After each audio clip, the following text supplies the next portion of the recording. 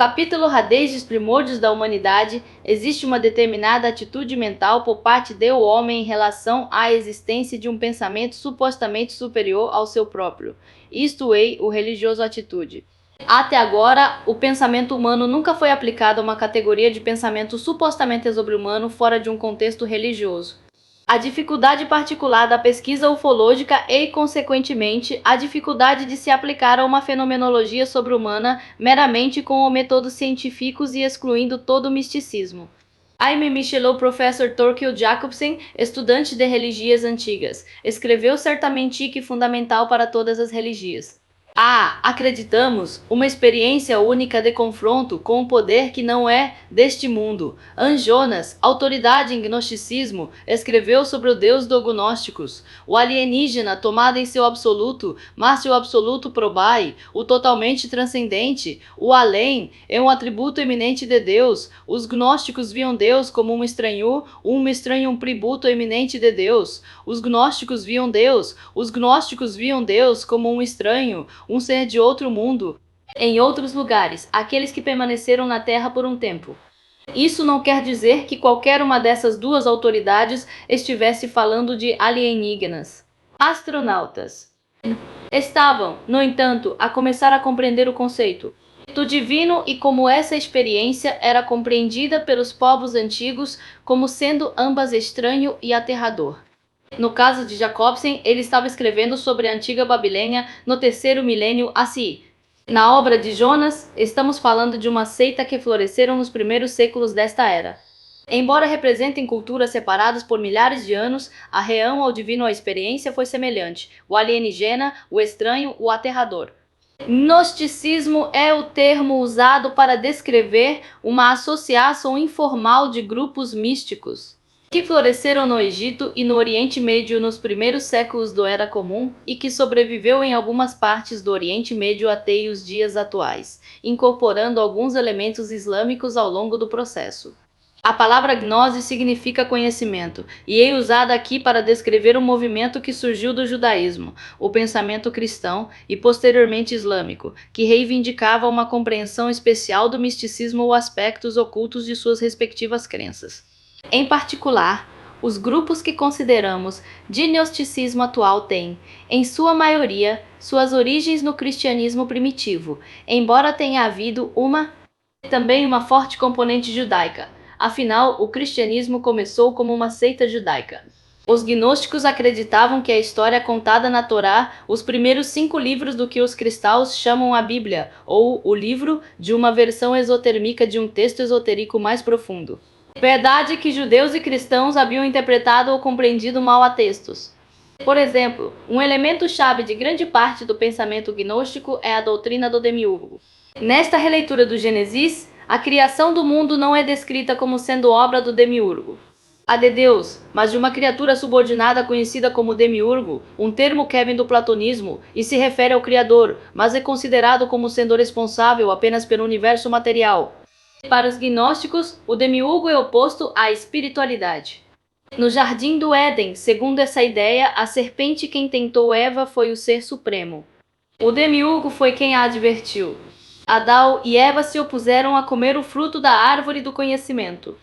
Como é sabido, a serpente avisou Eva que se ela e Adão comessem do fruto proibido, eles tornarem-se como deuses. Gênesis 3.4. Assim, temos as raízes de um tipo muito diferente de história da criação, uma em que os seres humanos estão se esforçando para alcançar a divindade contra a vontade de um Criador zeloso. Isso ocitual implica um grande grau de alienação do mundo, da matéria, de o que podemos chamar de realidade consensual, a realidade sobre a qual todos concordamos ser a única verdadeira. Verdadeira realidade. O Deus dos gnósticos é alienígena ao universo, que é o que ele é. Nem criou, nem governa, sendo, portanto, a antítese completa disso. Humanos de acordo com essa visão, os seres foram criados por criaturas inferiores, que por sua vez também possuem tinham conhecimento direto do verdadeiro Deus e de fato são obstáculos ao divino. Revelá-lo. Esse conceito gnóstico deve encontrar ressonância naqueles que acreditam nas teorias contemporâneas. Descreve os humanos como uma raça híbrida, concebida apenas para o trabalho no serviço de seres alienígenas, e eles podem se surpreender ao saber que esse conceito ganhou um número considerável de seguidores, quase 2000 anos antes dos nossos atuais.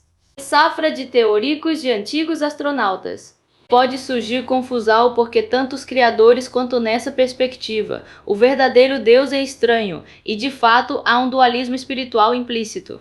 Isso é um anatema para os crentes judeus, cristãos e muçulmanos ortodoxos. No entanto, para aqueles que teorizam que pode haver múltiplas categorias de seres que interferem com, ou que influenciam a humanidade em vários momentos, este conceito puramente gnóstico pode provar ser interessantes, senão valiosas. A teoria gnóstica era bastante detalhada e insistente nesse conceito e afirmava que todo o universo era uma prisão, sendo a Terra sua masmorra mais profunda e escura. Ao redor da Terra, em uma série de esferas concêntricas, estavam os reinos dos planetas e as estrelas. Em alguns casos, essas esferas eram limitadas a 7. Em outros, elas estendendo-se para fora da Terra num total de 360 esferas, certamente um símbolo homero e que lembra não apenas o número de dias em um ano solar, mas também o número de anos que o profeta Enoque viveu na Terra antes de ser levado corporalmente para o céu. Embora essa configuração pareça pura teoria platônica, ela também tem elementos em comum com a civilização mais antiga registrada no mundo, a de Suméria Antiga. Talvez o principal defensor da teoria dos antigos astronautas envolva Sumer e o falecido Zecharia Sitchin, Milho Nação Conventin, um ex-jornalista londrino e natural do Azerbaijão e radicado em Nova York. Sitchin aprendeu sumério sozinho, em um esforço para decifrar os antigos textos cuneiformes daquela civilização. Seu trabalho foi criticado por estudiosos da civilização sumeria, Acadia e outras que, centradas em Babilônia e seus arredores.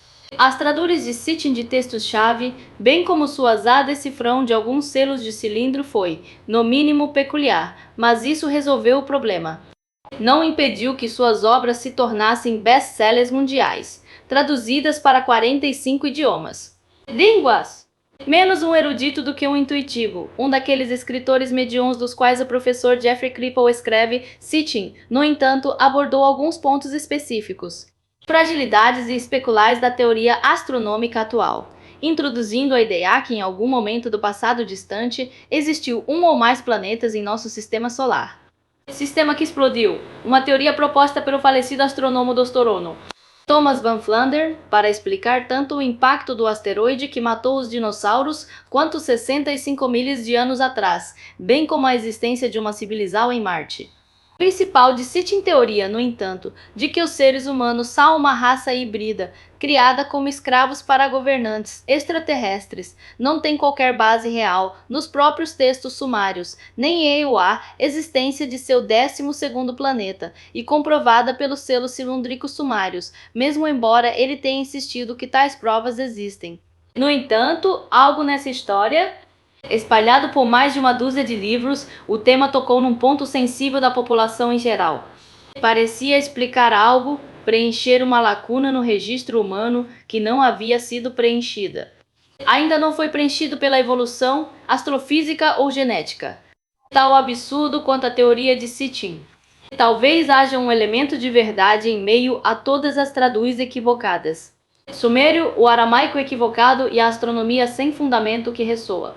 Com aqueles que entendem que existe uma presença contínua no mundo que não pode ser explicado pela ciência em seu nível atual de compreensão, e quem não eles acham que podem esperar que os cientistas os alcancem. Então, eles se interessam por obras como essas, e Zecharia Sitchin e Erich von Däniken e outros, e aos programas de TV a cabo apresentado por George Tsoukalos e David Hatcher Childress, porque em algum nível eles sabem que existe verdade ali. Em algum lugar. Existe uma desconfiança generalizada em relação às autoridades no mundo, sejam elas governos ou não, ou do meio acadêmico, militar e científico. Então, teoria da conspiração que costumava... O foco em assassinatos políticos agora se expandiu para incluir questões metafísicas. Especulares também. A transição da teoria da conspiração política para a antiguidade. Teorias sobre astronautas, romances em torno do Santo Graal e ufologia criaram um cenário subterrâneo parte arte, parte literatura, parte ciência e parte magia, parte política e parte misticismo. Acontecimentos na minha vida me fizeram questionar meus objetivos e a veracidade de tudo que eu havia feito. Aprendi. Em assuntos de religião, medicina, biologia, física e outras áreas, descobri que a realidade era muito diferente daquilo que me haviam ensinado. Tomé de Flandres Como escreveu Samuel Noah Kramer. A história começa na Sumeria. E com o início da história registrada, temos o início da paranoia e da suspeita. Que nem tudo é o que parece. Embora a verdade possa não ser como Sitna concebeu, ainda persiste um elemento estranho e de terror nos textos cuneiformes. Sumeria, que pode refletir preocupações entre esses povos antigos que são assustadoramente semelhantes.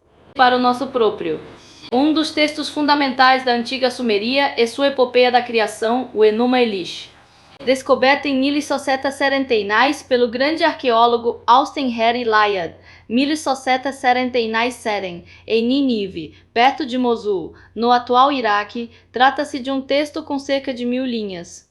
Em escrita cuneiforme registra a história da origem dos sumérios, enquanto Sitchin e outros teóricos dos antigos astronautas criam histórias complexas sobre alienígenas e híbridos baseadas em apesar das interpretais imperfeitas de vários textos, o Enuma Elish é na verdade bastante direto. Segundo este documento, o cosmos, em sua forma mais primitiva, existia antes da Terra. E o céu foi criado, composto por dois deuses, Abisu, a água distante, e Tiamat, cujo nome significa Mãe da Vida, mas que também representa o caos, representando água doce e água salgada, respectivamente. Dentro do corpo de Tiamat repousam os outros deuses, incluindo seu líder Enki, em acádio que se tornará uma divindade importante para os sumários. Segundo a história, os deuses fazem muito ruído que Tiamat deseja matar. Há uma revolta, no entanto, e Marduk torna-se o líder dos deuses barulhentos e consegue matar Tiamat, separando-a dela. Ele divide seu corpo em dois, com os quais cria o mundo, uma metade para a terra, a outra metade para a terra. Para o céu! Ele então mata seu general, filho e consorte, Kingu, e de Kingu sangue e o próprio hálito de Marduk criam a raça humana. Não há controvérsia acadêmica sobre a autenticidade deste texto, e muito há pouca controvérsia sobre sua tradução. Os estudiosos concordam que este é o Sumério, Épico da Criação, e como tal, representa a história da criação mais antiga registrada na história da humanidade. Que história! Isso não deve ser interpretado como prova de que seja de alguma forma verdadeira, de sentido científico na forma como entendemos a ciência, mas é uma indicação de ideias profundamente arraigadas sobre como o universo foi criado e ideias sobre a origem da raça humana. Esta é uma história em que os seres humanos foram criados a partir do sangue de um Deus mais antigo, representando o estabelecimento de Abisu e Tiamat, e o sopro de outro Deus, representando um antagonista, o líder de uma rebelião no grande drama cósmico. Em outras palavras, os seres humanos são vistos como uma raça híbrida, formado por dois seres divinos distintos e em guerra, um híbrido que pode ser considerado como um composto de matéria e espírito, de sangue e respiração. Quando olhamos para isso agora, a partir da perspectiva do nosso contexto moderno, não costumamos atribuir muita importância a essa epopeia. Temos uma tendência a tratar narrativas como essa como contos de fadas, bobagens supersticiosas ou agarrar-se cegamente a mentes primitivas em busca de uma razão para a existência da matéria, do espírito e da vida, que caem com base em uma explicação sobrenatural que na verdade não explica nada, mas que serve como meios para subverter qualquer investigação posterior, rotulando-a como rebelde ou mesmo traidora. Se utilizamos o sistema da antropologia cultural, no entanto, seríamos obrigados a reconhecer que o Enuma Elish representa algo que, no contexto de seu tempo e lugar, foi aceito como verdadeiro de alguma forma e refletiu uma compreensão das origens humanas que era prevalente na Sumeria há mais de 5.000 anos atrás. Mais recentemente, estudos acadêmicos como os representados por Hamlet Mill e as obras muito criticadas de ela, Waddell, entre outros, ofereciam uma perspectiva diferente. Abordagem do problema. No caso do moinho de Hamlet, Foi apresentada a teoria de que muito do que hoje é considerado mitologia antiga foi, na verdade, uma tentativa de descrever fenômenos astronômicos usando palavras código de deuses, demônios e serpentes, monstros e coisas do gênero. No caso de Waddell, houve a tentativa de mostrar semelhanças linguísticas entre grupos étnicos e culturais amplamente divergentes, assumérios, chineses, egípcios, em um esforço para demonstrar uma origem racial como uma origem. As obras mais populares de Sidney von Däniken baseiam-se nesses princípios. Premissas e com base nas afirmações altamente controversas de Robert Temple e outros que até mesmo a tribo africana conhecida como Dogon tinha conhecimento de fenômenos astronômicos, sobre a qual eles não poderiam ter tido qualquer experiência direta, a menos que foram trazidas a eles por outra civilização, que possuía telescópios avançados, ou que estivesse viajando de um lado para o outro entre as estrelas. Em qualquer caso, isso seria não ser uma civilização terrestre. Independentemente da fonte consultada, porém, a partir da empoeirada escrita cuneiforme, tudo permanece igual. Desde as tábuas dos sumérios até os textos populares dos teóricos dos antigos astronautas. Uma que parece consistente é que a religião, como a conhecemos, tem suas origens, seja na realidade ou em fantasia, nas estrelas, e parece haver um consenso de que os humanos têm uma divindade, ou pelo menos de origem astral.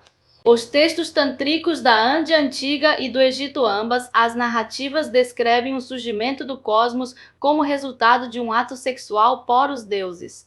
A Bíblia identifica especificamente a criação de Adão como um ato de Deus, que misturou lama com o próprio hálito, uma recontagem da história de Marduk para criar uma estando à sua própria imagem e semelhança, que a respiral tem uma origem divina em si mesma, atestado não apenas na Bíblia e nas obras cabalísticas dos judeus, mas também nos tantras indianos, e na prática yoga de pranayama, bem como nos livros deus alquimistas europeus. Essa similaridade de temas deveria ser inesperada, senão impossível. Afinal, os seres humanos percorreram a Terra e viveram em diferentes climas e ecossistemas, ambientes, ferramentas desenvolvidas em diferentes pontos de sua evolução, falavam de forma diferente línguas, e eram racial e etnicamente distintas. De uma perspectiva pós-moderna seria insensato insistir na existência de algum tipo de mito comum ou mito primordial que seres humanos de origens completamente diferentes compartilhariam isso. Esses rituais desempenham uma função social e contribuem para a coesão da comunidade que o celebra, bem como sugerindo um contexto mais amplo para a experiência humana compartilhada. Tendo isso em mente, devemos lembrar que rituais e mitos pertinentes especificamente os seres sobrenaturais e suas interais com os seres humanos também são fundamentais para muitas sociedades ao redor do mundo, e têm sido desde o início da história registrada, se não de épocas anteriores. Os mitos da Crial geralmente se referem a eventos sobrenaturais e seres sobrenaturais. É raro encontrar uma explicação para a existência de seres humanos que não envolvem as aceites dos deuses. Como humanos, somos obcecados com histórias de origem, como se saber de onde viemos fosse relevante para quem somos hoje e o que nos tornaremos amanhã. Histórias de origem é algo profundamente gratificante em conhecer, por exemplo, a história da origem de Superman ou Batman, ou qualquer um dos super-heróis que povoaram o Ocidente. Cultura nos últimos 80 ou 90 anos. O fato de serem personagens fictícios é irrelevante para o fascínio que exercem, e não podemos parar de fazer filmes sobre eles. Personagens de histórias em quadrinhos ou recontando suas aventuras ou após Edio.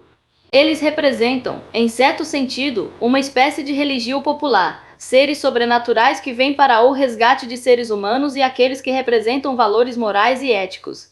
Não há nada novidade nesta análise. Já foi feita muitas vezes no passado. No entanto, se desenharmos algumas semelhanças entre esses personagens e as religiões da antiga Sumeria e Babilônia, o Egito, como exemplos, veremos que não mudou muita coisa desde então, exceto talvez por uma característica marcante, não encontrada nas epopeias anteriores, mas essencial para muitas delas. As novas, a sociedade secreta. O Superman chegou à Terra em uma nave espacial vinda de uma estrela em explosão. Já nos está em território de Zecharia Sitchin. Embora as habilidades especiais do Superman não existam em seu planeta natal, o ambiente da Terra interage com sua herança genética e lhe dá superpoderes. O Superman é um alienígena, um visitante, um ser biológico extraterrestre. Entidade Eber, ou Eber, já que o Superman foi criado em 1863 e não se tornou um personagem da DC. A história em quadrinhos permaneceu ativa até 1972, porém, a conexão entre o Superman e os OVNIs já existia. O fenômeno não era uma possibilidade na época. O Superman era, em vez disso, uma criatura da Segunda Guerra Mundial e a ascensão da Alemanha nazista e suas armas secretas. Ele era, literalmente, um Übermensch à imagem de Nietzsche, mas um que trabalhava para ele e preferia os aliados às potências do eixo. Além disso, era um imigrante legal. Esse imigrante legal possuía poderes e características divinas. Ele lutou ameaças existenciais na forma de supervilles como Lex Luthor, e ele tinha uma consorte na forma de Lois Lane. Ele era um deus que não escravizava seres humanos, mas que ele veio para salvá-los, principalmente deles mesmos. Portanto, ele tinha muito em comum com eles, com ideias sobre divindade que encontramos em todos os lugares, da Índia à Indiana, mas com um atributo especial. Ninguém sabia realmente quem ele era. Clark Kent. Bagre? A identidade do Superman era secreta. Para viver entre os seres humanos, era necessário manter essa identidade. Necessário para que ele assumisse uma identidade falsa. Ele se tornou Clark Kent, o repórter pacato do jornal Planeta Diário, mais uma alusão a temas extraterrestres. Ele caminhava entre os cidadãos de Metrópolis como qualquer um. Caso contrário, ainda mais. Com seus óculos de aro grosso, chapéu fedora, terno e ar reservado. Em sua maneira de agir, ele parecia mais um funcionário de uma companhia de seguros do que um ser divino, que conseguia ver através das paredes, voar pelos ares, dar a volta ao mundo mais rápido que luz, e capaz de levantar prédios inteiros com as próprias mãos. A social de imensos poderes a uma identidade secreta tem um precedente em uma história das religiões, mas é uma história relativamente recente. Embora tenha havido religiões secretas rituais de inicial em muitas culturas, os ritos de Eleusis e de Mitra vêm à mente. Foi somente com os manifestos Rosacruzes do século XVII que a ideia surgiu. A existência de um grupo secreto de indivíduos com poderes extraordinários tornou-se como moeda. Era uma sociedade secreta cujos membros também possuíam altos padrões morais e éticos. Personagem, conforme revelado em seus manifestos. Havia também uma história de origem, referente ao seu fundador, Christian Rosenkreuz, que havia viajado para o misterioso Oriente, muito provavelmente o Imen, onde ele obteve o conhecimento necessário para a fabricação de ouro e o elixir da vida, um remédio que curaria qualquer doença. Ele retornou à Europa e fundou sua fraternidade mística para o bem da humanidade. Ele acabou falecendo e, segundo os manifestos, foi enterrado em um local secreto. Localizal, o Cofre dos Adeptos. Por volta dessa mesma época, testemunhamos o ascenso da maçonaria, outro movimento secreto. Sociedade cujos membros possuíam poderes especiais que residiam mais em seu senso de compartilhamento comunidade e liberdade intelectual do que transformar chumbo em ouro ou administrando o elixir da vida. Seus rituais de inicial fazem referência a um ancestral antigo ou protótipo. Estes, os Rosacruzes e os Macons, eram os Clark Kents da idade deles. Pode ser que a ideia iluminista de uma sociedade secreta, cujos membros tenham conhecimento especializado sobre o funcionamento do mundo, tornou-se uma lente através da qual escritores posteriores compreenderiam os textos antigos da Suméria e do Egito. Será que as civilizações possuem conhecimento secreto sobre as origens do mundo e, em especial, sobre a civilização do ser humano, conhecimento que foi suprimido por culturas e instituições posteriores, como a Igreja Católica, apenas para ressurgir nos rituais ocultos e secretos. Ensinamentos dos Rosacruzes e Mason. Se acreditarmos em Sitchin e Von de fato, isso pareceria ser verdade para Däniken e os outros teóricos dos astronautas antigos.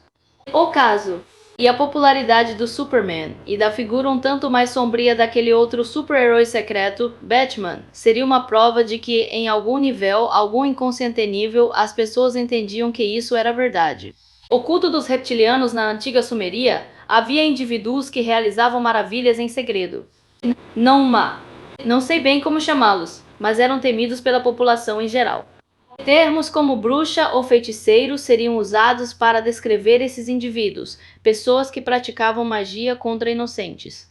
Não sabemos se estes os indivíduos eram membros de uma sociedade de especialistas em rituais, com ideias semelhantes ou se eles trabalhavam como solitários, mas pelos textos cuneiformes entendemos que eles eram temido, não admirado. O conhecido texto Acádio Maclá, primeiro milênio, se fornece longos encantamentos e rituais destinados a proteger contra essa forma de magia e seus praticantes, conhecidos como feiticeiros ou bruxas. Este tipo de personalidade apareceria na Bíblia em vários lugares, como a bruxa de Endor.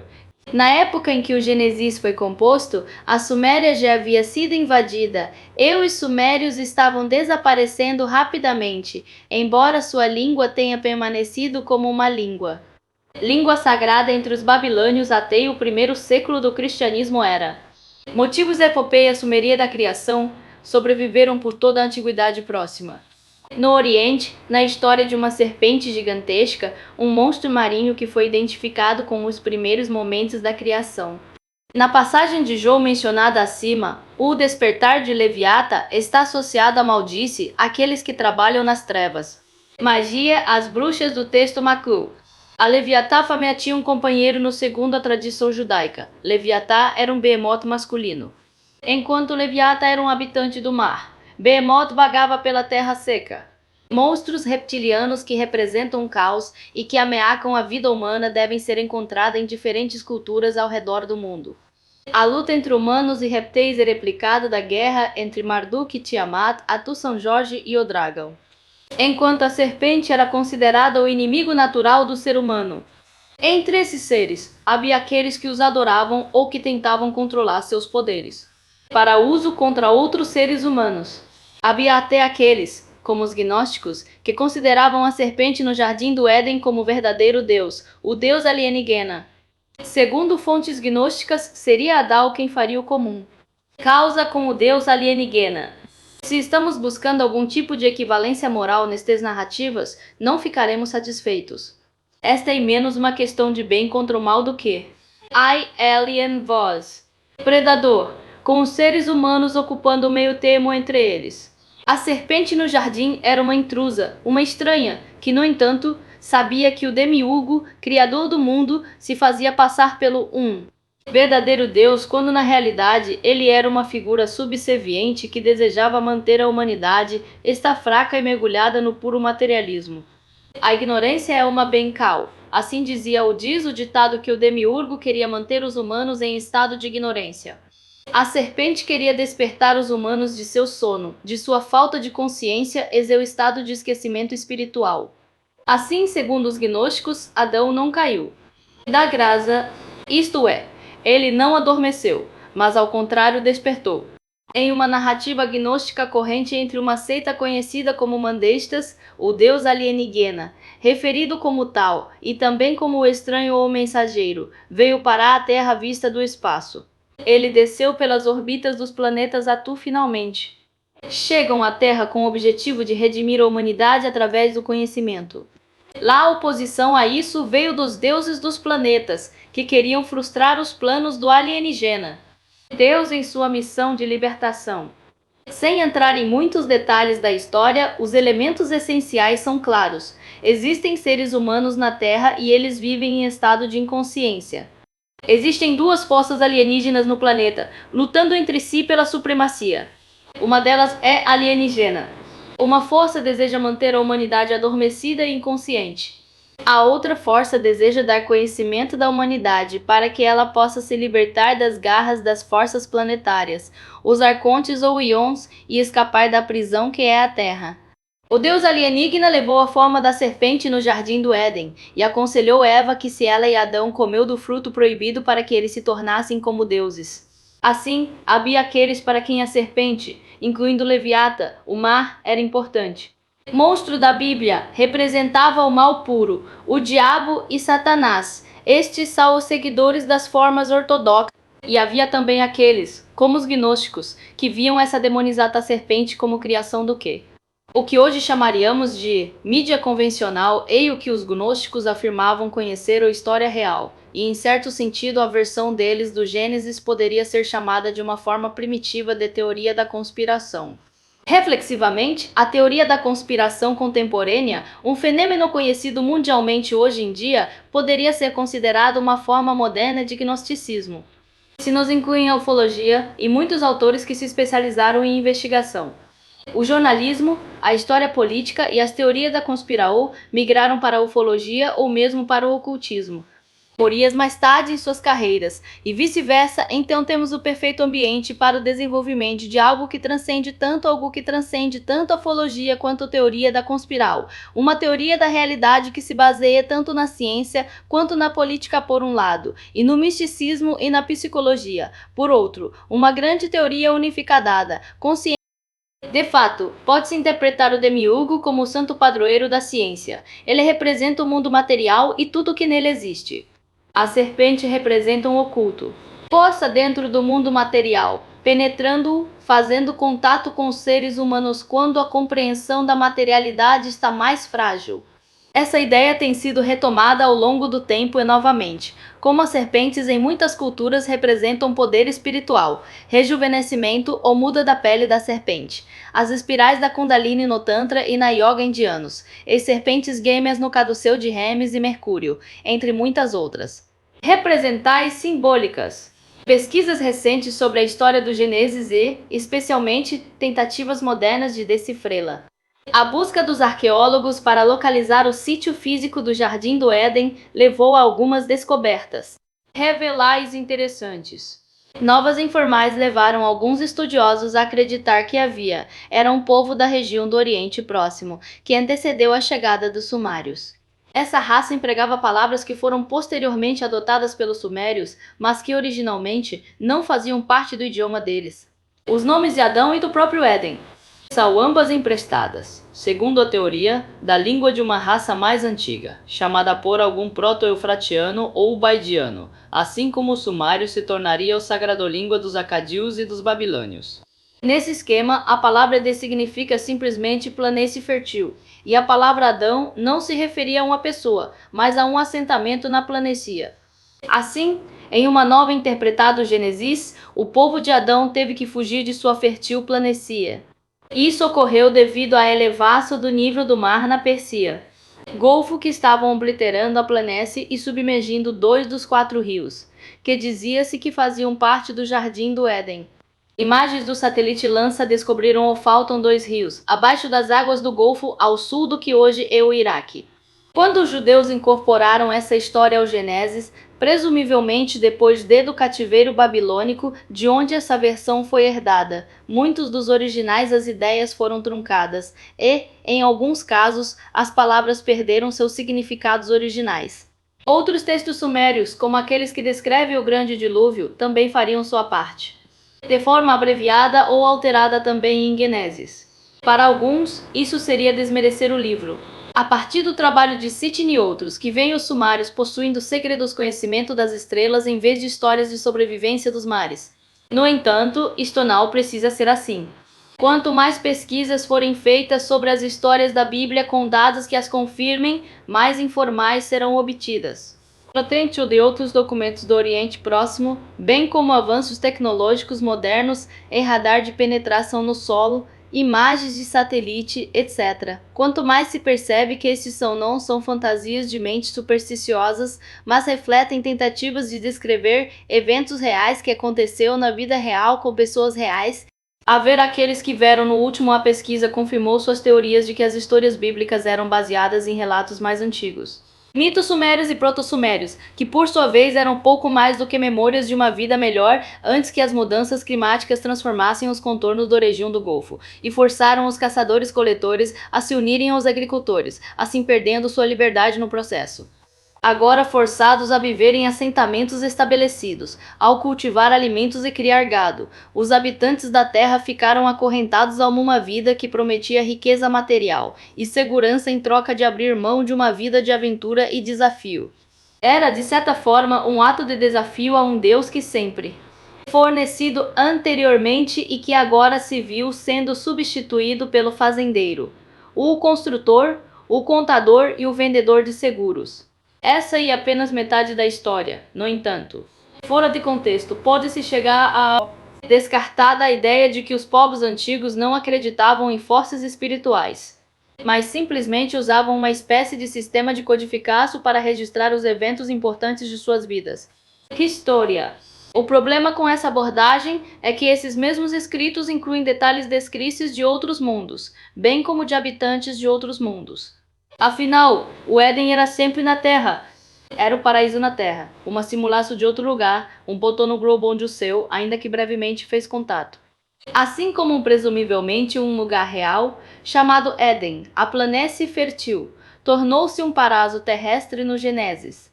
Os eventos que se desenrolaram deram aos sumérios, e mais tarde a outros povos do Oriente Próximo tal poder, como os acádios e os judeus, um mitologismo complexo de seres astrais descendentes para a Terra, para transmitir sabedoria ou para causar destruí-lo. O conteúdo emocional destas histórias constitui prova de que não estamos lidando com desastres comuns e atos violentos de humanos comuns, mas com algo completamente diferente. Gênesis coloca a história muito humana do Éden, pressumário dentro de um contexto muito mais amplo de forças espirituais, e o espetáculo da confusão humana diante do aparentemente comportamento irracional de antagonistas não humanos. Seria um erro insinuar que religião, ou espiritualidade, ou qualquer termo que você queira usar neste momento, não existem no Éden ou na Suméria antiga, porque Gênesis nada mais é do que uma história. Livro. Não precisamos procurar mais longe do que o Antigo Testamento da Bíblia Cristã para saber o que virá a seguir. Em inúmeras situações em que o confronto com o divino significa terror absoluto. O Deus dos israelitas é uma divindade vingativa e irada que destrói cidades inteiras. Em poder exércitos, exige sacrifícios sangrentos. Este é um poder que não é deste mundo, um poder vindo de além. No mundo ocidental, a relação entre humanos e deuses tem sido problemático desde o início. Isso é especialmente verdade no caso das religiões monoteístas, cujas divindades são ciumentas, iradas, punitivas e severas. Elas não compartilham nenhuma característica humana. Atributos, como aqueles desfrutados pelos deuses nas religiões politeístas, exceto aqueles que exigem obediência e sacrifício. Para os deuses abraômicos, a humanidade é uma bagunça patética que precisa ser resolvida. Ou então, do ponto de vista de um observador externo, essa relação parece ser baseada com base em alguma experiência anterior específica tanto dos deuses quanto dos seres humanos. Em algum momento houve uma quebra de confiança, uma traiu ou algum tipo de desconexão entre os dois tipos de existência. O livro do Gênesis descreve isso como resultado de a humanidade desobedeceu ao mandamento de Deus de não comer da árvore do conhecimento no jardim do Éden. Embora seja amplamente compreendido como uma metáfora, o que é importante para o que se percebe que esta história descreve um ato de vontade, por parte dos seres humanos que causou uma ruptura na relação entre Deus e o ser humano. Isso implica que houve um tempo, Emílio Tempore, quando os seres humanos viviam em um estado de felicidade plena, livres de preocupação, trabalho e morte. Isso parece ser dado como certo pela maioria das religiões do mundo, que caracterizam quase unanimemente nossa existência mundana contemporânea como resultado de um queda em desgraça, uma degeneração da condição humana. Que estranho, em tal, que a ciência nos diz que os seres humanos são o resultado da evolução, não da involução. A evolução, claro, não implica que os seres humanos estejam melhorando, apenas que estão mudando em resposta às exigências da sobrevivência e ao estresse de um ambiente indiferente. Na verdade, somos informados claramente de que a evolução favorece apenas a sobrevivência contínua da espécie em geral, não de indivíduos dentro dela. Espécie. Nós, como humanos, somos apenas veículos para a propagação de nossos genes. Nossos genes não se importam com nossas identidades individuais, nossas histórias, nosso primeiro beijo, nosso último. Que horror! A única preocupação deles é que nos reproduzamos. Nada mais importa. A própria consciência, especialmente a autoconsciência, a experiência de um indivíduo ou identidade pode ser superflua. Afinal, o instinto de procriar é apenas isso, um instinto. Não existe muita consciência, apenas um conjunto funcional dos órgãos reprodutivos. Assim, as histórias bíblicas e outras da criação devem ser vistas sob essa perspectiva. Perspectiva. Sede fecundos e multiplicai-vos. Gênesis apente a 7, a seta foi o mandamento que nos foi dado. Pelo Deus não dos judeus, mas dos genes. A procriação não traz nenhum benefício para o pai. Isso influencia tudo pelos genes. Temos predisposição genética para ter filhos, cuidar deles e depois morrer quando tivermos cumprido nossa missão. Então, qual é o propósito da religião? Qual é o propósito de uma perspectiva da realidade? Baseada na salvação individual em oposição à coletiva, se nossa única razão para a existência cara a sobrevivência de toda a espécie. As leis religiosas foram concebidas para o mesmo fim? Razão, para impor um sistema de moralidade, um código ético que favoreça o grupo em detrimento do outro. O indivíduo. Os 10 mandamentos parecem refletir esse ponto de vista, começando com leis que sustentam a autoridade de Deus. Não terás outros filhos além de ti mesmo. Deuses diante de mim, e em tal procedendo a uma série de regulamentos que têm como sua única preocupação a sobrevivência do grupo, de não matarás, para não farás, roubar, etc. O código moral é um código social. Não há contexto para o indivíduo sobrevivência ou mesmo para o despertar espiritual e florescimento do indivíduo consciência. Essa possibilidade parece ter se perdido com o banimento de Adão e Eva no jardim do Éden e a separação dos seres humanos do divino, ou pelo menos o Criador.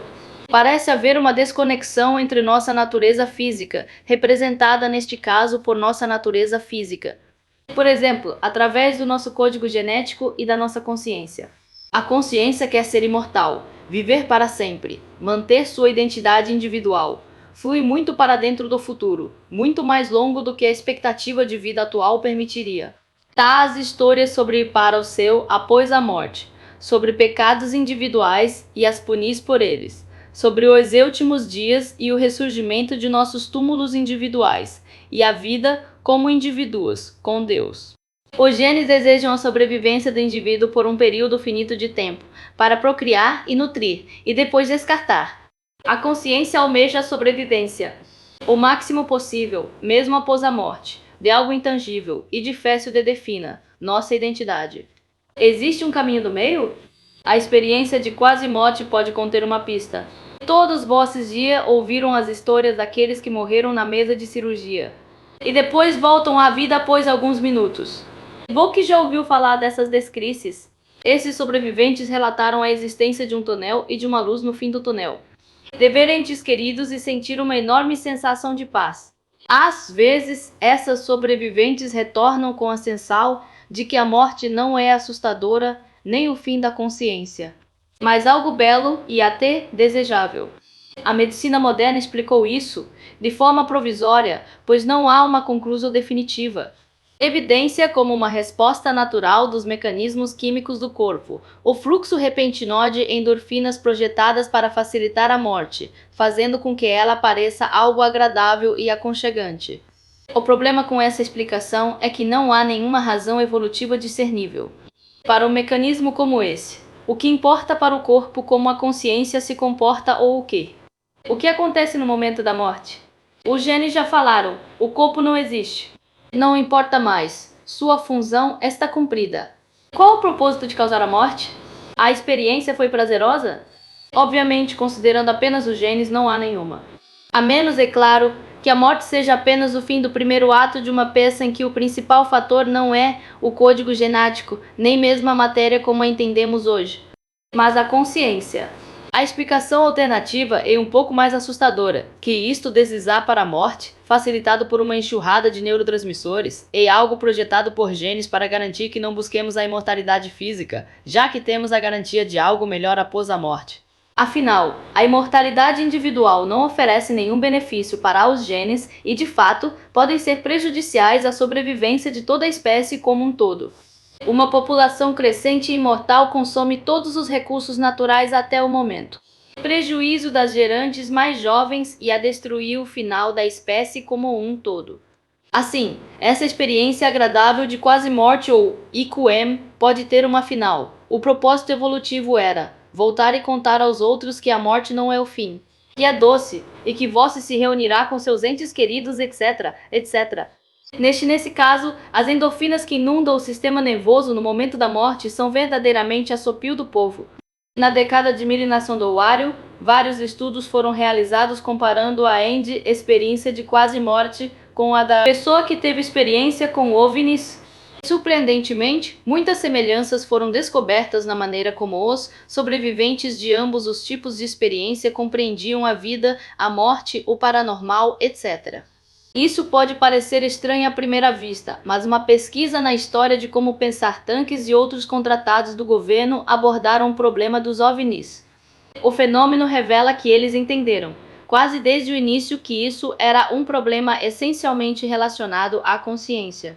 O que talvez não seja muito conhecido é o fato de que o famoso pesquisador de OVNI Jacques, o próprio Valier, foi um dos primeiros membros do Instituto de Pesquisa de Stanford.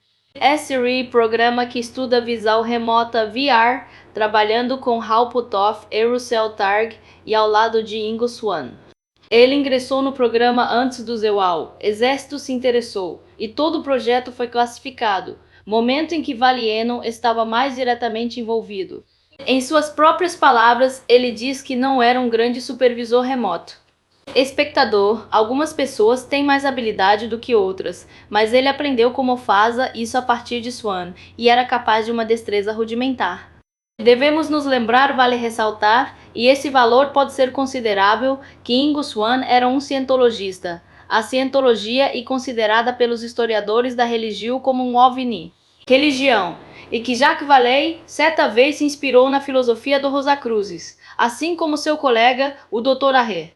J. Allen Hynek, do famoso projeto Livro Azul. Deve-se entender que Vallée é um dos principais defensores da teoria de que o fenômeno OVNI é um artefato da própria consciência, uma conclusão que ele concluiu após décadas de pesquisa. Embora ele não descarte o tangível, ele entende que há muito mais por trás da existência de evidências físicas de OVNIs e compreende que a questão é complexa e não transparente. O fenômeno do que alienígenas voando em naves espaciais. Os efeitos psicológicos EMA, experiência de observar e vivenciar, é tão profunda, tão transformadora. E isso não se assemelha às experiências daqueles que afirmam ter tido visos? De um ser divino? Fenômenos mentais anômalos em algum momento durante as décadas de investigação do paranormal conduzidas por Exército do ZEUA, Força Aérea do ZEUA, Marinha do ZEUA, Agência Central de Inteligência, Agência de Segurança Nacional e Agência de Inteligência de Defesa, utilizando tais empreiteiras como nem se satisfariam ou de linguagem usada em relatórios oficiais. O que os criadores de objetivo desses relatórios era eliminar, tanto quanto possível, o que eles chamavam de fator riso. Termos como poderes psíquicos, telecinese, etc., eram muito propensos a abuso e ridículo. Assim, entre muitos outros candidatos, um dos melhores as caracterizais de todo o campo passaram a ser a AMP, ou Anomala Mental Fenômenos. Isso abrangeria praticamente toda a gama do chamado paranormal. Habilidades desde precognição e telepatia mental até psicocinese ou telecinese. A habilidade de mover objetos à distância usando apenas a mente. A habilidade de mover objetos à distância usando apenas a mente. A habilidade de mover objetos à distância usando apenas a mente. Essa última habilidade era às vezes chamada de perturbação remota, como distintos provenientes da visão remota, e acreditava-se que tivesse inúmeras aplicações militares. A visão remota era uma ferramenta de coleta de informais, mas a perturbação remota seria ser útil para sabotagem, como acionar interruptores em equipamentos inimigos, fazendo com que eles mau funcionamento ou desativar de equipamentos de navegação e controle em aeronaves, mísseis sistemas, submarinos, etc. Ambos eram AMP, pois apenas a mente do operador, a própria consciência, seria empregada contra as forças inimigas. A base científica desses métodos era incerta. Não havia estudos suficientes feitas antes que o governo decidisse avaliar sua aplicabilidade no mundo real. Cito AIS. É bem possível que a abordagem laboratorial do jaleco branco tenha sido contraproducente de maneiras que ainda não compreendemos. Para muitos desses AMP e RVI, as operações foram reduzidas ou encerradas completamente após décadas de investigar semícias direcionadas. Persiste o rumor de que elementos do psíquicos guerreiros permaneceram em serviço ativo ou foram convocados de volta ao serviço, especialmente após os ataques de ênfase de setembro de 2001. O que tudo isso tem a ver com religião, com consciência e com fenômeno? Como dissemos no início deste projeto, nosso objetivo é nada menos que uma revolução nas ciências exatas e também nas ciências sociais, uma reavaliação do que sabemos, qual é a nossa função, o nosso propósito no cosmos e o potencial que ele possui, oportunidades e possíveis ameaças que existem. Muitos insistem que somos as únicas formas de vida no universo, certamente as únicas em nosso sistema solar para as quais temos qualquer evidência. É essa característica chamada vida que está no centro de a controvérsia sobre a influência alienígena e o aparecimento de fenômenos aéreos inexplicáveis. Fone, apoio. Também está no cerne das religiões do mundo, monoteístas e politeístas, e para começar a discutir o que são os fenômenos OVNI ou A para representar, precisamos começar definindo nossos termos e nos situando no universo. Até que o façamos, estaremos dando muita coisa como garantida. A primeira religião geralmente há consenso entre antropólogos e historiadores da religião de que a forma mais antiga do que chamamos de religião foi o xamanismo. É um campo que em grande parte foram ignorados pelos teóricos dos antigos astronautas ou dos antigos alienígenas, que tendem a associar a intervenção alienígena nas culturas relativamente avançadas da Suméria e do Egito. A maioria, o que é considerado teoria dos antigos astronautas nos programas de televisão, acaba preocupado com evidências arquitetônicas e arqueológicas, as pirâmides ou linhas de Nazca, etc., nas quais são projetadas ideias de intervenção ou influência alienígena. No entanto, mesmo exemplos de sítios arqueológicos neolíticos em todo o mundo tendem a apoiam a ideia de que existe um aspecto cosmológico e paranormal nos antigos. Prática de xamanismo que pode ser interpretada de uma maneira que sugere uma consciência das origens extraterrestres. É, de fato, no período neolítico que notamos uma tendência de afastamento do tipo de arte encontrada em sítios pré-históricos, que se concentrava principalmente em formas geométricas simples. Figuras, linhas retas, chevrons, padrões quadriculados, até representais mais elaboradas de humanos e figuras humanoides, bem como as representais quase surreais de animais e outras criaturas. E também o período em que ocorreu o grande evento megalítico. Começaram a ser erguidas estruturas que têm também função astronômica, científica, como funtos rituais, místicas como Stonehenge. Se alguém quisesse determinar, pode-se argumentar que, em determinado momento, houve alguma consciência da existência fora do planeta. Que o período neolítico apresenta uma clara demarcação entre a forma como o Homo sapiens sapiens entendia o mundo como confinado à Terra, e a forma de se conectar com ela era através da Terra, em que a astronomia e os céus se tornaram mais importantes. Propostos bem convidado. E este é o período em que os seres humanos tomaram consciência do aspecto invisível da natureza, pois não há menos que houvesse um propósito evolutivo, claro para os rituais dos xamus neolíticos, crença de que forças invisíveis poderiam ser abordadas e manipuladas por meio de recursos humanos atividade, trabalho que não tinha uma relação direta obia com de recursos humanos atividade, trabalho que não tinha uma relação direta obia com um determinado resultado. Em outras palavras, um caçador tem um objetivo claro. Seu trabalho está diretamente relacionado à matança de um animal e o fornecimento de sua proteína para sua tribo ou clã. O trabalho de um xamã não possui características tão óbvias de causa e efeito. A função do xamã, o sacerdote, o feiticeiro, o mágico, o astrólogo, o adivinho, preocupa-se como invisível. Em outras palavras, não é racional ou lógico em nenhum sentido normal dessas palavras se referem a uma ação sem resultado perceptível. E trabalho e gasto de energia, que parece não ter um propósito imediato e tangível. No entanto, para esses caçadores-coletores, era uma ocupação respeitada. Em algum momento, entendeu-se que o chama prestava um serviço valioso. Em algum momento, entendia que a realidade era composta de mais do que aquilo que podia ser visto ou ouvido, ou sentiam que havia outras influências no mundo, e que certos indivíduos possuíam a capacidade de compreender e manipular essas influências. Em algum momento, então, algo que normalmente era invisível, tornou-se visível. No entanto, se partirmos do pressuposto de intervenção ou influência alienígena, não precisamos de restringirmos-nos a um período ou cultura. O contato poderia ter ocorrido em vários intervalos da história da humanidade, e de fato muitos insistem, e as evidências sugerem que esse contato permanece em andamento. Se houve contato durante o período mais antigo de dinástias egípcias ou durante a civilização sumeria na Mesopotâmia, que forma será que funcionou? Os teóricos dos antigos astronautas usam rituais religiosos, iconografia e crenças dessas culturas como ponto de partida, e há uma razão para isso. Como vimos em citação do ufólogo Aimé Michel acima, ideias religiosas e teorias extraterrestres frequentemente estão relacionados. Atualmente, houve um crescimento explosivo do que foram chamadas de religiões de OVNIs. O fenômeno se presta a essas ideias, pois consiste em características tão estranhas, a experiência cotidiana que a colocam na mesma categoria que PSI, ECM, experiência de quase morte e outros assuntos paranormais. E um trabalho em andamento. Hipótese deste projeto de que aquilo que chamamos de misticismo é um complemento necessário para a ciência ao abordar o fenômeno, como Michel sugeriu acima. Isso, o casamento forçado entre ciência e misticismo não deixará de existir em nenhum dos dois campos de estudo.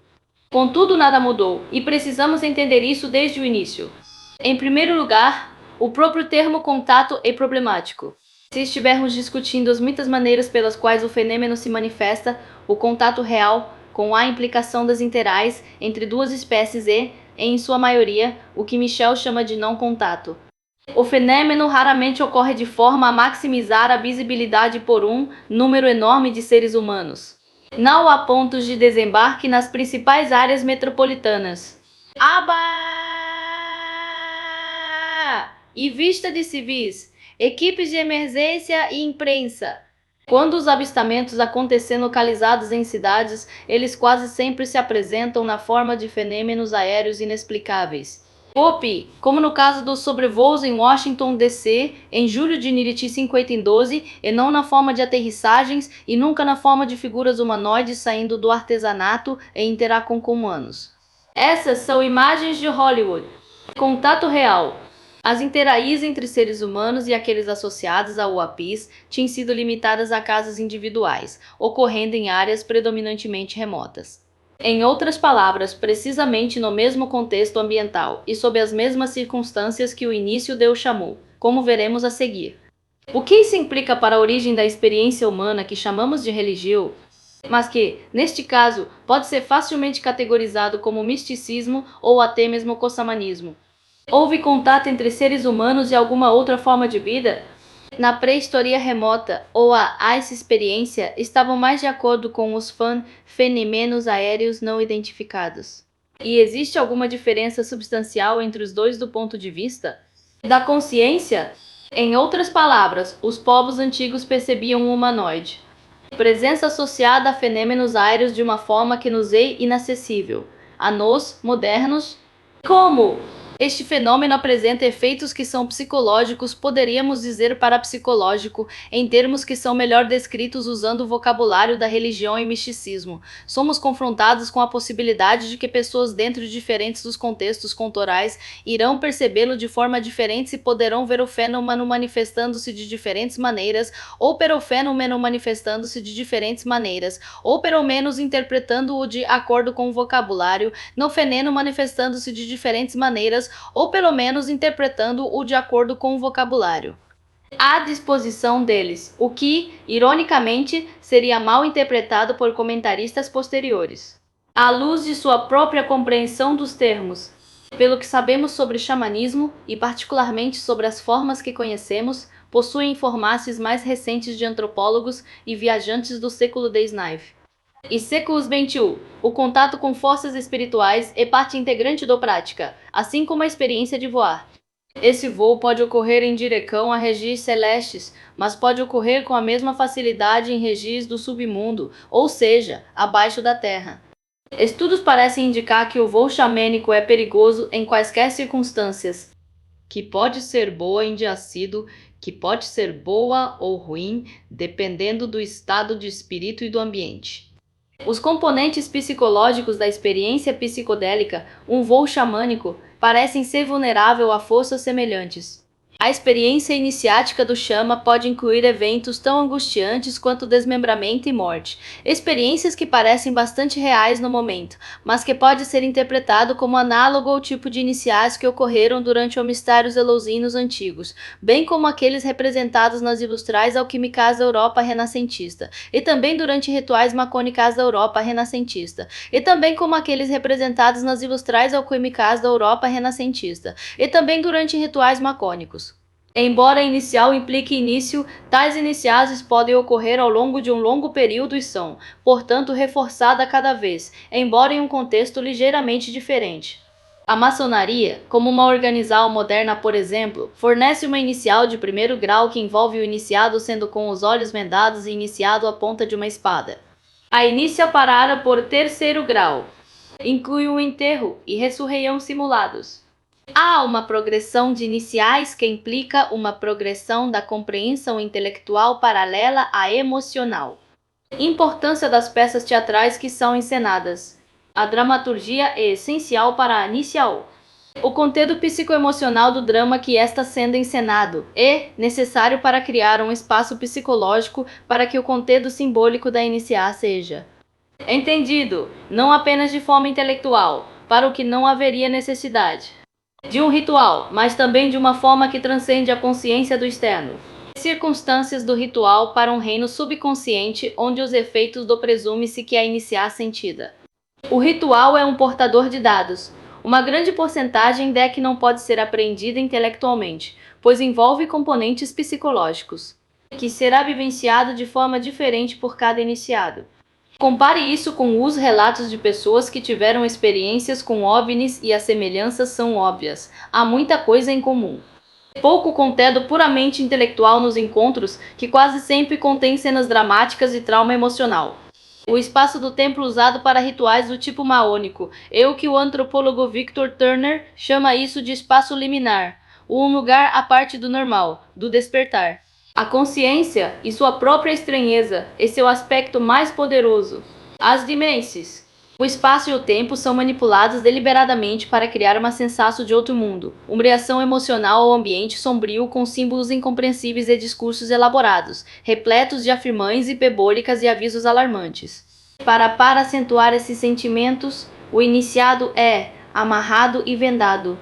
Isso cria um elemento de privação sensorial e consciência da própria fisicalidade, bem como a vulnerabilidade do corpo a forças fora do controle individual. Ver as obras de Michel Foucault sobre a política do corpo. Dos rituais maônicos relativamente tranquilos, passamos a explorar outros caminhos, até iniciais do xamã. Mircea Eliade reuniu inúmeros exemplos da literatura disponível sobre iniciação xamânica em sua influente obra Xamanismo, arcaico-técnicas de êxtase. Embora a análise de Eliade tenha sido criticada em vários aspectos terrenos, as referências que ele consultou escaparam em grande parte à reprovação. Nessas, de acordo com nossas fontes, os xamos eram indivíduos que às vezes eram escolhidos por outros jamus ou que nasceram em famílias jamônicas. Em outros casos, o processo de seleção era bastante diferente. Um potencial chama se autoselecionava, decidindo que ele ou ela sempre houve chamas de ambos os sexos. Dependendo sobre a cultura, como revelam algumas sepulturas paleolíticas, queria reivindicar essa carreira por seja qual for o motivo pessoal, ou porque os chamás se viram selecionados devido a outros fatores. Boas como deficiências psicológicas ou físicas que indicavam que o potencial chama já estava a meio caminho da porta para o outro mundo.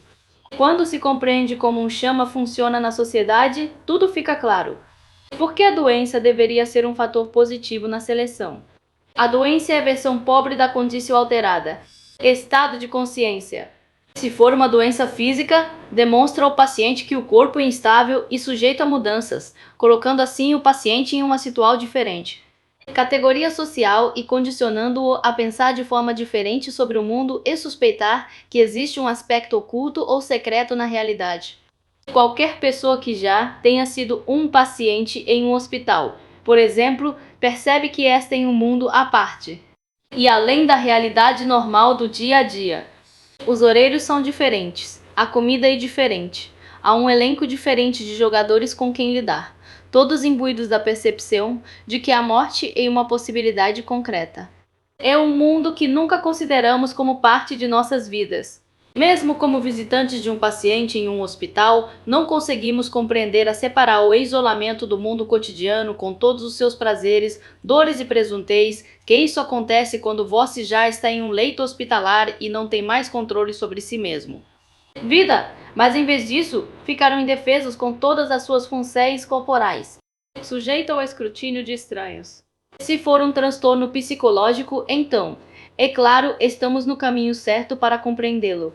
Que a realidade não é o que parece, e que existem outros modos de viver e ser no mundo são possíveis, mesmo que não sejam valorizados pelo mundo em geral. O psiquiatra Herdelaine ficou famoso, alguns diriam infame, na década de xixi-inocente por sugerir que um colapso nervoso também era uma descoberta nervosa. Trate sua caracterizal de a ideia de que a esquizofrenia era equivalente à iniciação espiritual passou por uma breve fase de popularidade, antes de ser substituída por uma psiquiatria mais interessada em questões químicas controlar. A mente do esquizofrênico é mais eficaz do que tentar se comunicar com ele. Pacientes por meio da análise de sua linguagem simbólica.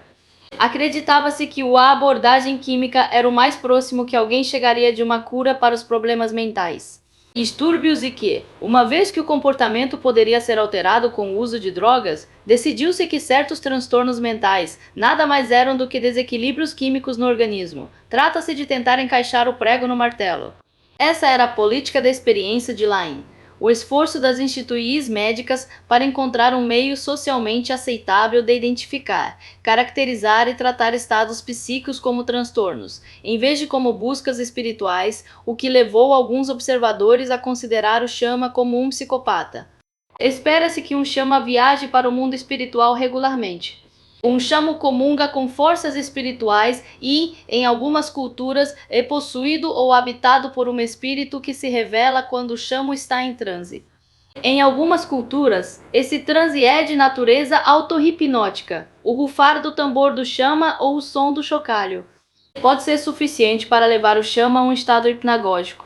Em outras culturas, os enteógenos, drogas alucinógenas na forma de plantas ou fungos, são usados para induzir o estado alterado de consciência. O chamá entra em contato com o outro mundo. Este outro mundo é um campo de símbolos, não apenas os símbolos estáticos dos ícones e imagens, mas símbolos ativos que se manifestam através do som, da dança, da brincadeira de forças ambientais e a narrativa hereditária da própria aldeia.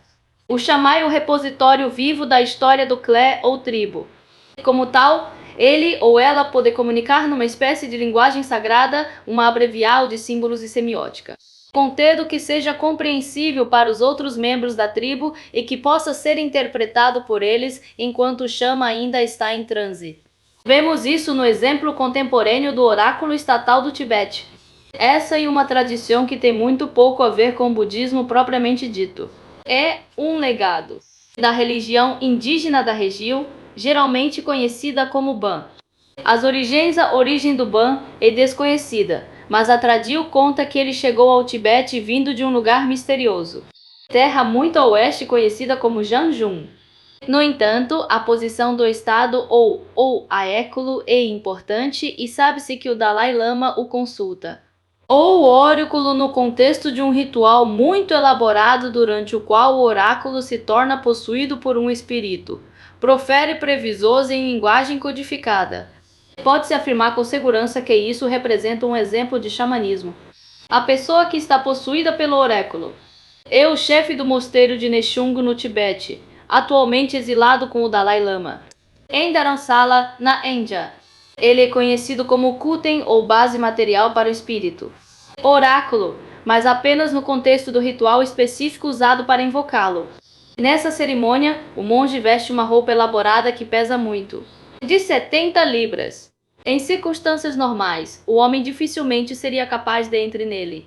No entanto, durante o ritual, o monge possuído torna-se bastante ativo, movendo-se livremente pelo templo ao som de cânticos e música tocada em diversos instrumentos. É interessante notar que o monge não atua como chama, exceto em alguns casos, durante o ritual usado para invocar o oráculo. Normalmente, embora ele seja certamente um líder espiritual, ele não atua no papel de Shamu, mas apenas como chefe de uma ordem monástica. No entanto, sua função como oráculo cobra seu preço e ele tem sido sabe-se que ele precisa de convalescença após cada posse de roupa, em alguns casos se encontrando sozinho. Incapaz de caminhar por longos períodos de tempo. Isso nos fornece um caso de laboratório para entendermos um aspecto do fenômeno, a permeabilidade do véu que separa este mundo, o mundo dia realidade cotidiana e desperta, de outro mundo.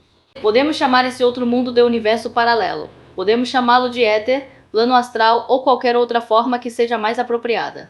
Agradável. Até que tenhamos desenvolvido nossa ciência a ponto de podermos saber, quanto mais se falar sobre isso, quase qualquer designação serve. O problema é que muitas dessas os termos são tão carregados culturalmente que acabam por conter muito mais informação e implicações que eles não conseguem lidar. Precisaríamos desconstruir ou pelo menos é preciso analisar esses termos com calma antes de nos sentirmos confortáveis em usá-los. O termo plano astral é bastante sugestivo e, de certa forma, apropriado para isso. Projeto, se conseguirmos desvencilhá-lo de algumas de suas associações mais ligadas à nova era. A palavra astral significa, obviamente, estrelado. O plano astral é o plano das estrelas. O conceito é antigo e remonta pelo menos a Platão, tendo sido posteriormente expandido por Plotino e os neoplatônicos. Isso remonta à ideia de que a Terra era o centro do universo e ao seu redor as órbitas dos planetas e das estrelas. Acende-se aos seus através do plano das estrelas. Normalmente não se acende. Faça isso no corpo. O corpo permaneceu na Terra enquanto a alma se movia através do avias e depois retornavam com informases ou percepceps. Essa é a jornada do Ksama, codificado e sistematizado pelos antigos gregos. Embora a alma humana possa viajar para fora do corpo e caminhar entre as estrelas, o inverso também era verdadeiro. Seres espirituais podiam aparecer na Terra se fossem capazes de possuir uma base material. O oráculo tibetano é uma dessas bases materiais, um veículo para o espírito para habitar por um curto período de tempo. Hoje poderíamos chamar isso de mediunidade ou mesmo canalizá-lo, numa espécie de versão secularizada sem rituais complicados.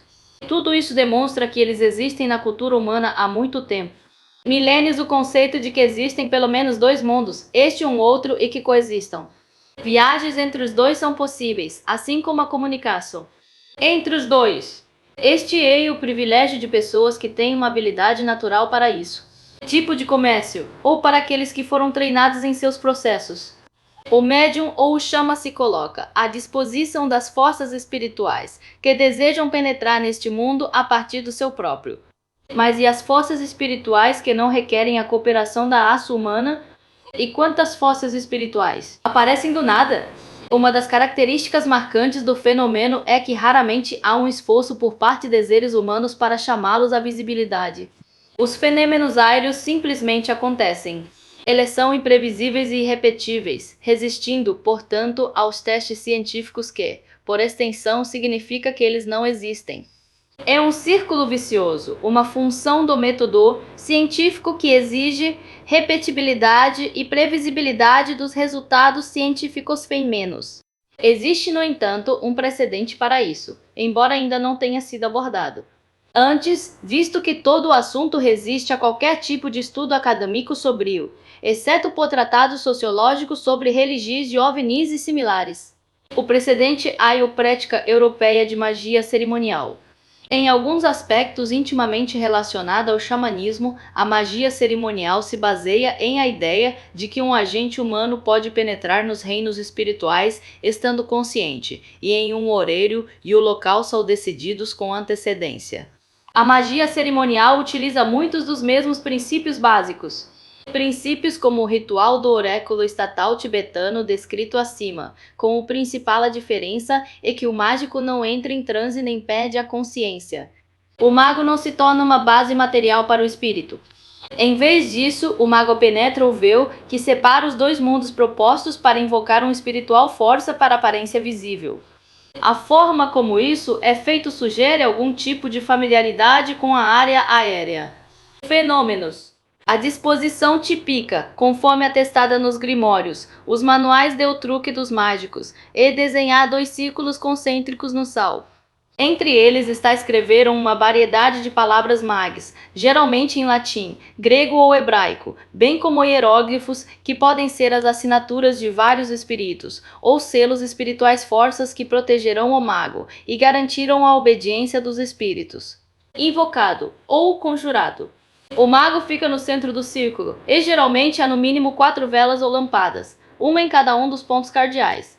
Pontos, bem como um incensário com incenso aceso. Antes do ritual propriamente dito, o mago se prepara com jejum, oral e outras medidas para concentrar a mente e criar um estado de manipulação sensorial em que o único estímulo sensorial provém do ritual cuidadosamente elaborado. Mas mais do que um mero espaço liminar, a área ritualística reflete a natureza precisa do trabalho do mago. Objetivo: as cores das velas, assim como dos móveis do quarto ou ambiente onde o círculo é preparado, aromas, o incenso, sons ou encantamentos, o toque de um sino em um número preciso de toques, etc., foram organizados para refletir o propósito do ritual. O mago também está vestido com trajes apropriados para o ritual. Um deles é familiarizado com os figurinos estranhos de Merlin, ou do aprendiz de feiticeiro da Disney. Pode haver um adorno de cabeça exótico, símbolos bordados na túnica, uma varinha, uma espada, um amuleto ou talismã, etc. O mago europeu partilha algumas qualidades com o chamo siberiano ou tibetano para quem o traje é essencial parte do ritual, enfatizando ainda mais a liminaridade do ritual, mas que também pode ser uma alusão às formas de um outro ambiente, mais estranho. O ritual começa com invocases a Deus, aos anjos, etc. e prossegue para conjurases das forças espirituais, para ser acompanhado por uma série específica de batidas, ou toques de sino, golpes em um sino ou gongo, cujo número corresponde de alguma forma relacionada com a natureza do espírito que está sendo invocado, cânticos de vozes magicae, ou que é conhecido como abracadabra, sílabas aparentemente sem sentido como abracadabra, sílabas aparentemente sem sentido como abracadabra. Os gestos rituais podem incluir o sinal da cruz, ou do pentagrama, etc. Em outras palavras, todo o campo de ação. E o sentido é gerenciado e adaptado ao objetivo do ritual. Não há desperdício. Movimento, sem sons, imagens ou cheiros estranhos. Assim, cada evento que ocorrer lugar nessas circunstâncias que não foi determinado antecipadamente, toda ocorrência aleatória, é evidência de algum tipo de contato. O objetivo imediato deste ritual é forçar uma entidade espiritual a tornar-se visível. Aparência. O círculo mágico serve para proteger o mago de energias espirituais hostis. Forças e também reforça a posição do mago no centro, o eixo do mundo de criação. No ritual, o espírito, anjo, demônio, inteligência planetária, etc. aparece fora do círculo, às vezes dentro de um círculo especialmente desenhado e projetado. Triângulo a certa distância da borda externa do círculo. Este triângulo também pode conter lâmpadas, incenso queimando, etc. E o espírito é obrigado a aparecer dentro delas. O espírito então responde às perguntas que lhe são feitas e eventualmente recebe a licença para ir. Nesse momento, o ritual termina. Se aplicarmos a metáfora do culto da carga a esse ritual, algumas coisas se tornam possíveis. Aparente bastante rápido. Os círculos concêntricos com os hieroglifos e estranhos as letras entre elas podem facilmente representar o veiculário, um disco voador, Vó que vai, especialmente quando levarmos em conta as luzes e a fumaça do incenso, os uns estranhos e o passageiro estranhamente vestido lá dentro. Até, o triângulo não é desconhecido para o folclore ufológico, como os avistamentos contemporâneos de naves triangulares na Bel de cá sugeriram. Sinais e símbolos estranhos fazem parte de muitos avistamentos de OVNIs, talvez o mais. Os destroços de Roswell, famosos por conterem uma série de tais símbolos, de acordo com para algumas testemunhas, mas não é o único caso. Os arquivos sobre o fenômeno contêm uma infinidade de referências a hieróglifos ou letras estranhas, às vezes identificadas erroneamente como cirílico, sânscrito ou egípcio, e quando os ocupantes foram vistos que eles praticamente sempre estão vestidos com roupas estranhas e dizem que comunicar telepaticamente. Um dos grimórios europeus mais antigos é conhecido como Liber Iuratus Honori, ou o Livro Jurado de Honorius. Este é um texto do início do século XIV que contém rituais para invocar espíritos da maneira que se tornou familiar desde então, como magia cerimonial. Enquanto outros textos mágicos, como o do século Cia, o Picatrix e várias formas da Chave de Salomão são anteriores ao livro jurado. Este último nos dá o que se tornaria o modelo para um rito padronizado envolvendo círculos mágicos, longas cerimônias, preparativos complexos, etc. Vale ressaltar que este grimório, o mais antigo dos grimórios, estipula que a magia um círculo pode ser criado com tijolos ou pedras, com um monte de terra em seu centro. Isto é a forma usada para invocar os espíritos planetários. Os espíritos apareceriam no monte no centro do círculo de pedras. Em outras palavras, o círculo mágico como monte no centro é o veículo do espírito, não do mago, que desenha outro conjunto de círculos para si mesmo. E seu formato é praticamente idêntico ao do icônico disco voador.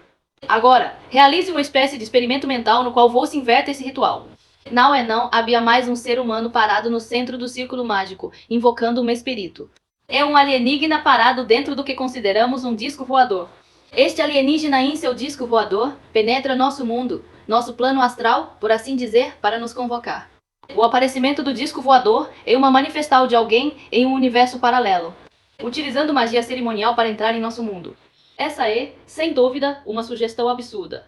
No entanto, considere o seguinte: em muitos casos, relatos de encontros imediatos parte da estranheza extrema que acompanha isso feminino. Indivíduos desavisados ouvem batidas ou sons estranhos, veem coisas misteriosas luzes e sentem que de alguma forma estão em comunicação telepática com algo não exatamente humano. As instruções contidas nos grimórios geralmente enfatizam a necessidade de comandar os espíritos para manter o controle em todos os momentos. O mago é normalmente só fornecidas armas para garantir obediência, e essas são espadas mágicas, facas, até mesmo cimitarras. Os espíritos são ameaçados com esses objetos caso não responder, ou se eles parecerem se tornar hostis ou desrespeitosos. Água que foi símbolos abençoados por um sacerdote também podem ser usados para o mesmo propósito, assim como sigilos criados especificamente para essa finalidade. Desenhado em pergaminho virgem com os nomes de Deus e seus anjos. Em outras palavras, existe um elemento de confronto e uma ameaça de violência nesses encontros. Em muitos casos em que houve encontros próximos, os seres humanos sentirão ameaçados pelos visitantes. Eles sentiram dor, ansiedade, afirmam ter sido submetido a abusos físicos de vários tipos, chegando até a sofrer queimaduras ou cicatrizes como consequência. Resultado dos encontros. Ainda mais estranho, alguns dos que vivenciaram essas experiências afirmam ter sido abduzidos por entidades alienígenas em múltiplas ocasiões. Isso poderia ser interpretado como tendo sido invocado por um mago e forçado a fazer a sua vontade. No Antigo, em alguns textos, foi sugerido que o mago force o espírito rebelde a obedecer, por meio da força e do uso da dor, a ponta de uma espada, por exemplo, e por extorquir um acordo para voltar quando chamado. O mágico descobre que entrou num espaço estranho. O círculo mágico é um veículo para entrar nesse espaço, bem como um meio de proteger o mágico. Se nos pense no círculo mágico como uma ferramenta para viajar deste universo para um universo paralelo. Podemos ver que o sistema de controle seria desconhecido para uma forma de vida na superfície. Do outro lado, o modo de propulsão seria um mistério. E para se mover do nosso universo para o universo vizinho, violaríamos necessariamente todas as leis conhecidas da física. A viagem seria realizada numa espécie de transe, um estado de suspensão. Animal neste universo, mas um movimento dinâmico através do próximo, embora realizado com um alto grau de ignorância quanto ao ambiente daquele universo. E caso o ritual seja bem sucedido, seres do outro universo observem nosso círculo mágico, talvez o considere uma espécie de veículo, e ficaria apavorado. Ou fascinado por isso, ou ambos. O objetivo desse experimento mental é sugerir maneiras pelas quais nós poderíamos entender o fenômeno a partir de uma perspectiva completamente diferente. Não há implicância ou insistência de que este experimento seja de alguma forma verdadeiro, mas serve para abrir caminho para teorias alternativas do fenômeno, inserindo mais especificamente, ideias paranormais e místicas foram incluídas na discussão. Jacques Vallée sugeriu que o fenômeno representa uma espécie de controle mecanismo, e é precisamente isso que o ritual descrito pretende ser. O mago deve ter controle total do ritual e, por extensão, dos seres. Ele ou ela convoca para uma pariel visível. Essa ideia de aparência visível indicar que a membrana que separa nossos dois universos pode ser penetrada ou rompida, se apenas por breves períodos de tempo. Durante esse ritual, tanto o mago quanto o espírito evocado são visíveis um ao outro. Dois mundos entraram em contato e se fundiram, um ao outro, ainda que ligeiramente, mas o suficiente para provocar uma mudança importante na mente do mago, se não também na do espírito. Em outras palavras, podemos ser os espíritos dos mágicos que pilotam as naves. Usar o vocabulário e a analogia da magia cerimonial pode parecer um exagero em nossa tentativa de compreender o fenômeno, mas deve-se notar que os órgãos militares e de inteligência americanos não hesitaram em investigar todos os tipos de ocultismo, parapsicologia, mediunidade, etc., na busca por instrumentalizar a psique. E para compreender o fenômeno, basicamente, havia dois fluxos separados de pesquisas, que tiveram origem na década de 1920, com o início da Guerra Fria, também como a Guerra na Coreia, com seus temores associados de lavagem cerebral. O primeiro fluxo é representado pelos militares e sua crescente preocupação, com o potencial de habilidades píticas para sondar segredos inimigos, bem como sabotar instalações inimigas. A segunda corrente era a da Agência Central de Inteligência e sua missão de desvendar os segredos da mente humana para uso em guerra psicológica e comportamento modifical e controle mental, ou lavagem cerebral.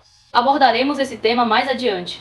Mais detalhes no livro 2. Basta aqui reconhecer que o quinoso que se tenta fazer aqui a sugerir um refinamento espiritualizado desses métodos a fim de maximizar seus benefícios para o bem comum em termos da nossa proposta.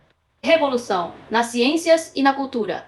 O termo refinamento espiritualizado não deve haver mal entendidos. Não estamos aplicando nenhum tipo de doutrina ou dogmatismo. Ideologia para este processo. Concordamos em linhas gerais com aqueles que demonstram aversão à religião surge dos abusos cometidos pela religião organizada em todo o mundo. Que história! Afinal, as igrejas são instituições humanas como os governos e são tão importantes quanto eles. Suscetível a corrupção, abuso de poder e todos os outros efeitos negativos de colocar a autoridade temporal nas mãos de outros seres humanos. Em vez disso, propomos, de maneira que reflita as melhores mentes que atualmente trabalham nesse problema, o que pode ser considerado uma abordagem, na falta de uma palavra melhor, mística, desprovida de qualquer fundamento. Influência denominacional. Além disso, uma abordagem mística que é vista como uma companheiro e parceiro da abordagem puramente materialista da ciência. Este é a única maneira pela qual podemos começar a entender a verdadeira natureza do fenômeno, pois se revela para nós em ambas as dimensões.